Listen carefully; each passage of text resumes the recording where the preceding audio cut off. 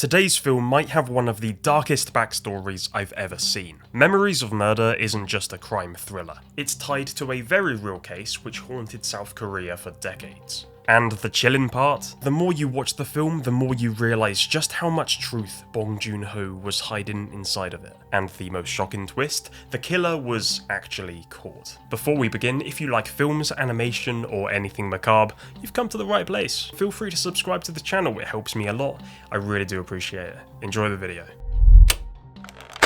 When you think of the legendary South Korean director Bong Joon-ho, you might think of Okja, Parasite, Mickey 17, Snowpiercer. But back in 2003, he released Memories of Murder, a bleak detective story set in the South Korean countryside of the 1980s. So we meet Detective Park. He's a rural cop who swears he can spot guilt by just looking at someone. It's not really the strongest form of evidence, but it is what it is. This is when we meet Detective Seol from Seoul.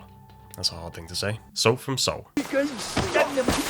So Detective Seoul is clinical, he's by the book, and he clashes with Detective Park. It's an incredibly pressured and stressful situation for these guys. But here's the thing, Memories of Murder, though it is just a film, is not overly grounded in fiction. The murders in this film mirror what's known as the Hwaseong serial murders.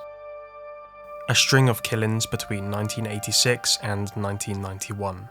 14 women aged 14 to 71 were murdered in a small rural region.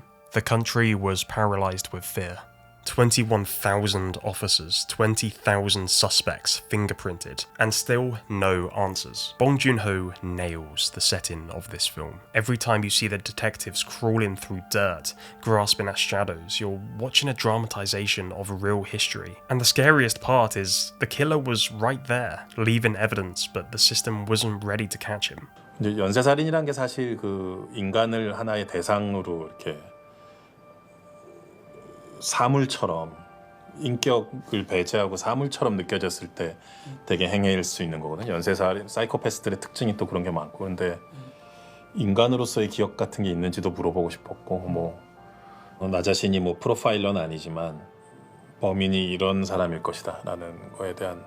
And you can feel their futility because it's baked into the very real emotions the real detectives went through during the Hwaseong murders. In the 1980s, South Korea was under military dictatorship. Rural police had very little resources, brutality was normal, and forensic science was practically non-existent. That's why the investigation hits so many dead ends like the characters in the film. And Bong just wants to amplify this hopelessness, and a way he does this is by sending the audiences through tonal whiplashes. You don't quite know what emotions are gonna come next. One moment the cops are bumbling about, it's almost comedic, and the next they're beating a suspect half to death. And that sudden shift makes the horror land even harder. But what makes it really sting is that the real killer wasn't some ghost that we have depicted in the film. In the movie, the killer seems invisible, there's no DNA, no obvious mistakes, very little left behind. But in reality, the real killer left quite a lot of evidence behind. They left cigarette butts, hair strands, footprints. The problem was that South Korea didn't have the forensic technology in order to figure out who this was, and so what they ended up doing was sending any information they did have over to Japan, and any information they get back, they could cross-check it and try to figure out who this was, but unfortunately, Japan came up with nothing. So they basically had no definitive evidence. Bong transforms this messiness into haunting motifs, like the rain falling on every night there's a murder. 사건 날 전부 비가 왔어요. 비? And it's really interesting because Bong uses the weather in this film and kind of turns it into its own character. Other motifs are like the victims wearing red. It feels like it's the murderer's branding, you know, but in truth, only a few murders matched those details in the real life case. So what Bong did was twist fragments of reality into symbolism, and it made the randomness feel inevitable and kind of scarier. It's like for the foreseeable future, these cops now expect anytime it rains, there's going to be a murder, or if they see a woman wearing red, they feel the need to warn her because she's going to be in danger. And it kind of plays with your mind a little bit, and Bong is doing this intentionally. 몇 년간 진짜 생각을 많이 했었죠. 그 사람에 대해서. 내가 직접 어떻게 조사나 수사를 해서 좀 알아내 볼까 생각을 했던 적도 있어요, 심지어. 하도 자료 조사를 많이 하고 고민을 많이 하다 보니까.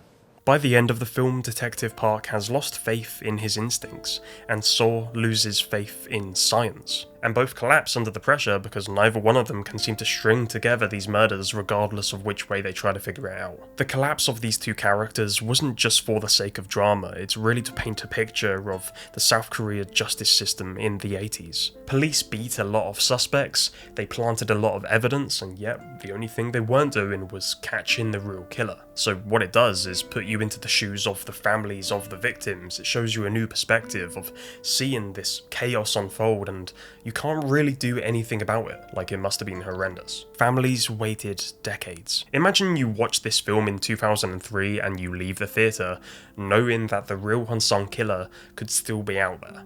Small spoilers ahead, if you want to skip this scene, just head over to this timecode. At the end of the film, Detective Park has retired, and you'd hope he's moved on from everything, but he's still investigating the sites of the old murders. And then you share this moment between him and the little girl. He asks if anyone's been here, she says yes. He asks what did he look like, and she says he was just ordinary. This scene is so powerful when it's resonated with audiences for a few reasons. One being that Detective Park worked so hard and did so much to try and find this killer, and to know they're still out there, blending in with the rest of humanity, it's horrendous. It's like an unfinished job, it's tormenting him.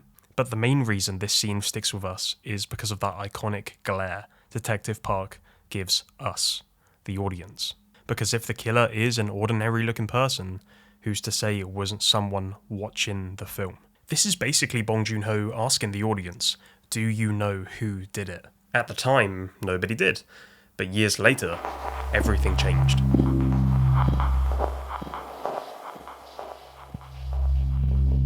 In 2019, 3 decades after the first murder, investigators reopened the case with new DNA evidence. Only this time, they got a match. The man's name was Lee Chun-jae. By then, he was already serving life in prison for another crime, the assault and murder of his sister-in-law. When questioned, he confessed, not just to the Hwaseong killings, but to over a dozen more assaults and murders from the same era. 그 뉴스가 처음 나왔을 때 어디 계셨어요? 집에 있었던 것 같아요. 그리고 막 그 살인의 추억 그때 멤버들 막 서로 문자가 오고 갔죠. 기사 봤어? 막 이러면서 다들 이거 어떻게 수습해야 될지. 그리고 전화 송강호 씨 이제 기자분들이 막 연락이 오고 했었는데 그런 건 다 답은 안 했어요. 일단은 제가 섣불리 부주의하게 뭔가를 막 말하거나 다 저의 감상이나 소회를 듣고 싶어하는 것 같았는데. So here's the gut punch. South Korea's statute of limitations expired. Even with the newfound DNA proof, even with his confession, Lee Chun-jae could never be formally punished for the Hwaseong murders. So though Lee Chun-jae had been in prison for a while, the families of the victims had waited over 30 years for justice and ended up getting nothing. This is where Bong's film feels prophetic.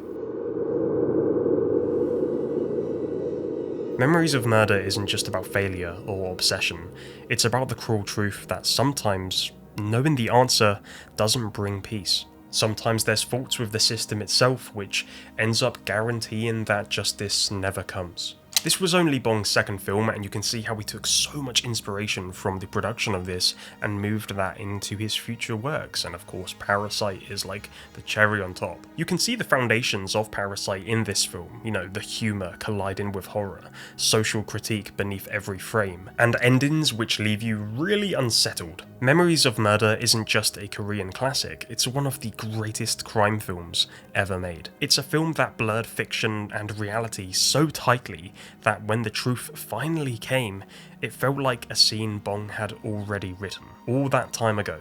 What's terrifying is how close Bong's suspect came to the actual identity of the real killer.